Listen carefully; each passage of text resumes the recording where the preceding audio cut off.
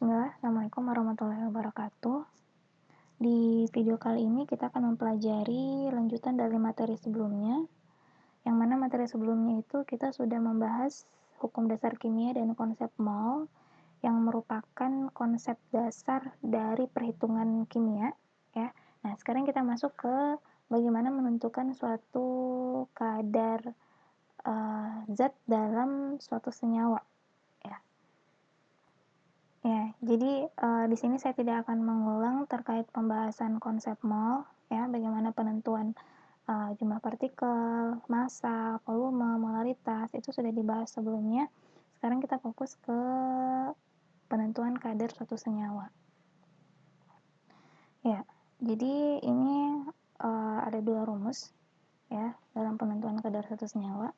Jadi yang pertama itu adalah untuk mencari persen massa unsur X dalam suatu senyawa.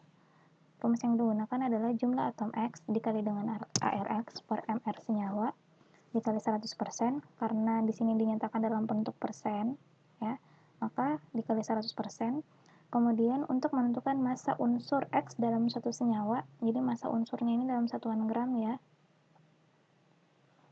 Dalam satuan gram, jadi jumlah atom X dikali dengan ARX per mR senyawa dikali, nah di sini bukan dikali 100%. Nah, di sini dikali dengan massa senyawa.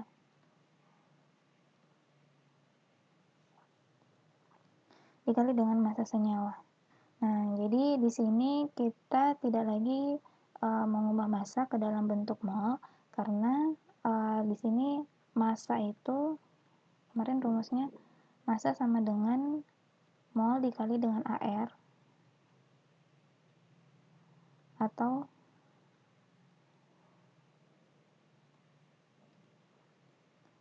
massa sama dengan mol dikali dengan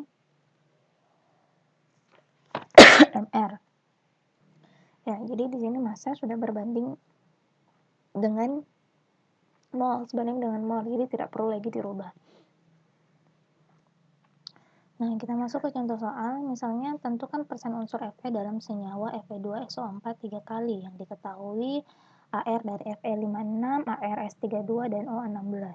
Nah, karena di sini ditanyakan adalah unsur, maka rumus yang kita gunakan adalah unsur persen Fe itu sama dengan, jadi itu rumusnya jumlah atom X dikali dengan ARX per mR senyawa. Jumlah atom, kita tulis ulang, ya. Jumlah atom X dikali dengan ARX per mR senyawa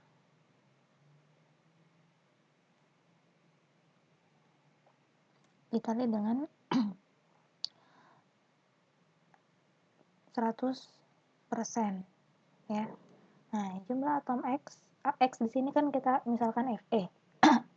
Jumlah atom Fe di sini ada 2, ya, Fe2. Jadi 2 dikali dengan ArFe. ArFe itu sama dengan 56 per mR senyawa Fe. mR senyawa dari Fe2SO4 3 kali. Nah, kalau mR senyawa berarti dalam bentuk ini senyawanya. Nah, jadi ini 56 dikali 2. Ya, jadi ini semua mR senyawanya ini kita hitung, ya. Jadi Fe-nya ada 2, berarti 2 dikali 56 ditambah S-nya ada 3 kali di luar. Jadi 32 kali 3 ditambah O-nya ada 4 kali 3, 12, berarti 16 kali 12. Nah, ini dikali 100%. Nah, nanti didapatkan hasilnya itu adalah 28%.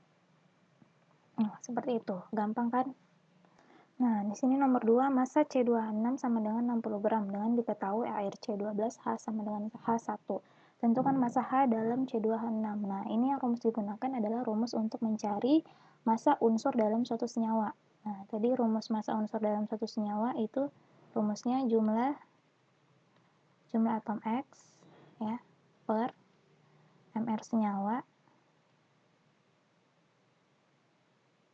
dikali massa senyawa. Nah, ingat, kalau yang ditanyakan massa senyawa berarti dikali dengan massa. Kalau ditanyakan persen berarti dikali 100%. Nah, di sini ya. Jadi jumlah atom X di sini karena yang ditanyakan H ya. Berarti jumlah atom H itu sama dengan 6 ya. Jadi 6 dikali 6 dikali ARH. ARH itu sama dengan 1 per MR senyawa. MR senyawa dari C2H6. Berarti 2 dikali C-nya ada 12 ditambah hanya 1 hanya 6 berarti 1 dikali 6 dikali dengan massa senyawa. Massa senyawa di sini 60 gram. Nah, jadi ini 6 per 30 dikali 60. Nah, ini habis sisa 2, berarti 6 kali 2, 12. Jadi hasilnya 12 gram. Ya, seperti itu. Nah, sekarang kita masuk ke pembahasan terkait dengan rumus empiris. Jadi rumus empiris ini rumus yang paling sederhana dari suatu molekul, biasa disingkat dengan RE ya. RE.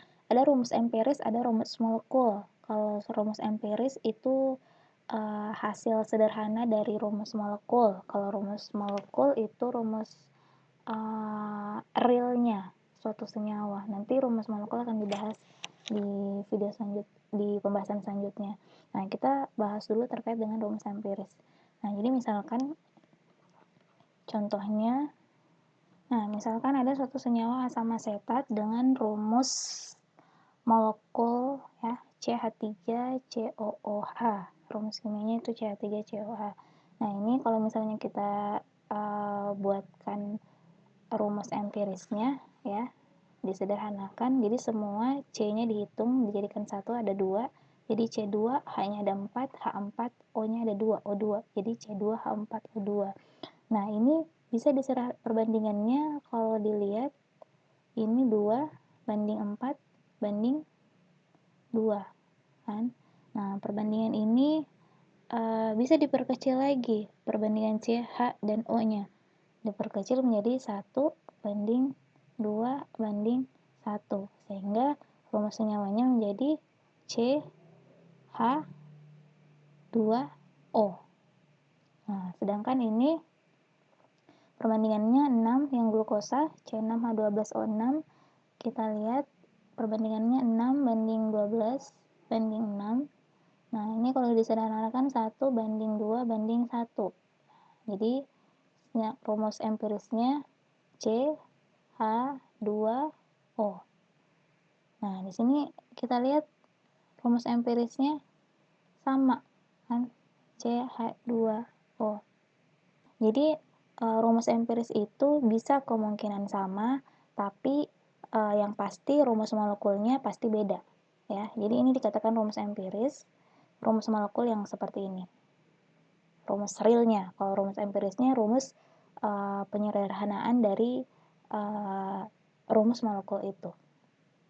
Jadi perlu diketahui dulu yang mana rumus empiris, yang mana rumus molekul. Jadi sampai sekarang sudah bisa membedakan mana rumus empiris dan mana rumus molekul. Nah, ada cara yang dapat kita pakai untuk menentukan rumus empiris. Ya, jadi selain cara dengan melihat jumlah molekulnya, juga bisa dengan melihat jumlah molnya ya. Jadi jumlah molnya. Jadi yang pertama itu kita cari jumlah mol dari masing-masing unsur, kemudian kita sederhanakan mol tersebut. Nah, kalau yang tadi ini penentuan rumus empirisnya itu berasal dari jumlah unsurnya ya, jumlah unsurnya. Jadi bisa unsur yang disederhanakan kalau misalnya soalnya yang diketahui dalam bentuk, kan ini soalnya soal sederhana tanpa ada yang diketahui misalnya gram atau AR dan lain sebagainya. Nah, kalau misalnya soalnya itu yang terdapat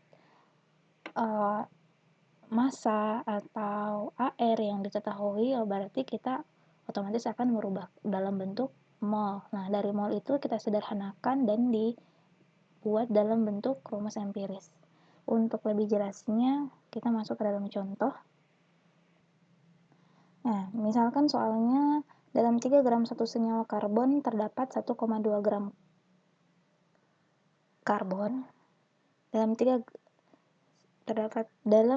gram satu senyawa itu terdapat 1,2 gram karbon, ya.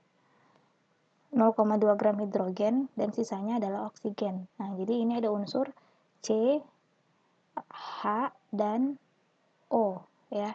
Tentukan rumus empiris senyawa tersebut. Nah, kalau misalnya seperti ini, yang diketahui adalah gram masing-masing unsur tersebut.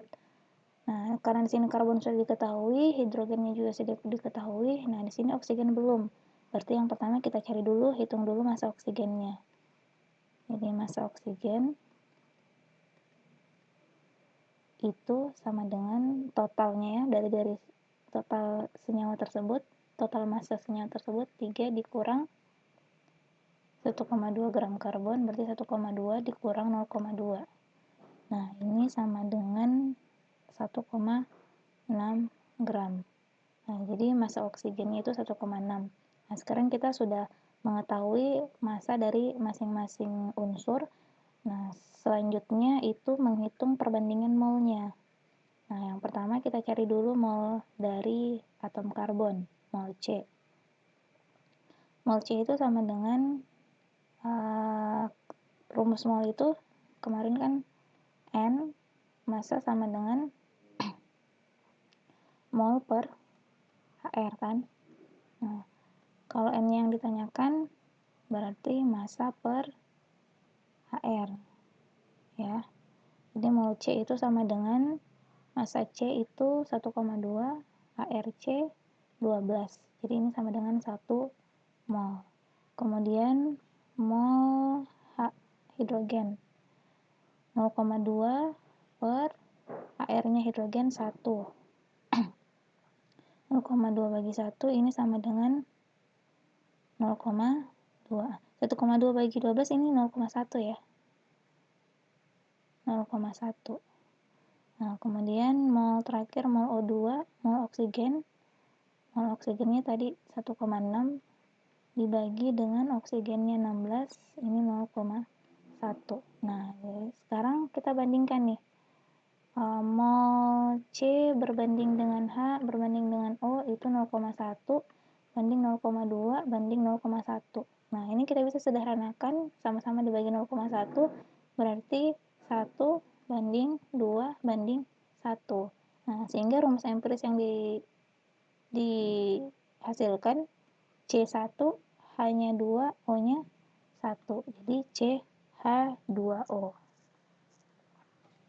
Seperti itu. Ya, jadi saya rasa jelas ya untuk rumus empiris. Sekarang kita masuk ke rumus molekul. Ya, kita masuk ke rumus molekul. Rumus molekul ini seperti yang saya bilang tadi bahwa rumus molekul ini rumus yang real dari suatu senyawa tersebut atau rumus sebenarnya dari suatu senyawa, ya. Rumus molekul ini biasanya dirumuskan seperti ini ya. Jadi rumus molekul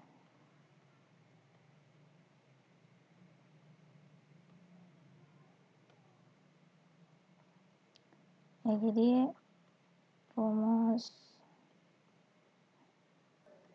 jadi rumus molekul itu biasa dirumuskan dengan Re dikali dengan X, ya. Ya, misalkan soalnya diketahui bahwa senyawa dengan rumus empiris CH2O ya memiliki MR 60. Tentukan rumus molekulnya, berarti rumus real dari CH2O ini. Nah, yang pertama kita lakukan adalah tadi rumusnya itu adalah MR molekul itu sama dengan MRRE dikali dengan X ya. Nah, di sini MR ya. Awalnya kita buat dulu dalam bentuk MR-nya. Jadi MR molekulnya itu sama dengan 60. Jadi MR molekul sama MR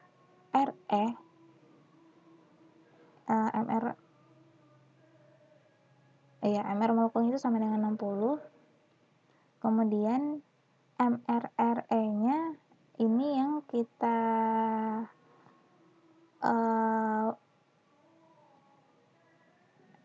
cari satu-satu ya. Jadi C-nya tadi berapa? Jadi mRNA ini MrCH2O ya. Kemudian dikali dengan X. Jadi 60 sama dengan MrCH2O. C-nya tadi itu berapa? 12 ya. 12, H-nya itu 1 kali 2 ditambah O-nya 16 dikali dengan X. Nah, X di sini sama dengan 60 per ini totalnya 30. Jadi X-nya sama dengan 2. Nah, jadi ini MR molekul beda dengan mRNA. Ini yang diketahui memiliki MR molekul. Ini adalah MR molekul, sedangkan mRNA-nya kan kita hitung satu-satu. C berapa, H berapa, O-nya berapa. Nah, setelah didapatkan X sama dengan 2, baru dimasukkan ke dalam rumus tadi. Jadi Rm itu sama dengan Re dikali dengan X. Rumus molekulnya tadi CH2O dikali dengan X-nya sama dengan 2. Nah, jadi ini masing-masing dikali 2. Artinya menghasilkan C2H4O2. Nah, jadi ini adalah rumus molekulnya. Seperti itu. Ya, jadi di video kali ini telah selesai pembahasan terkait dengan rumus empiris dan rumus molekul. Selanjutnya nanti kita dan juga kadar senyawa untuk stoikiometri nanti akan dibahas di video selanjutnya. Sekian, wassalamualaikum warahmatullahi wabarakatuh.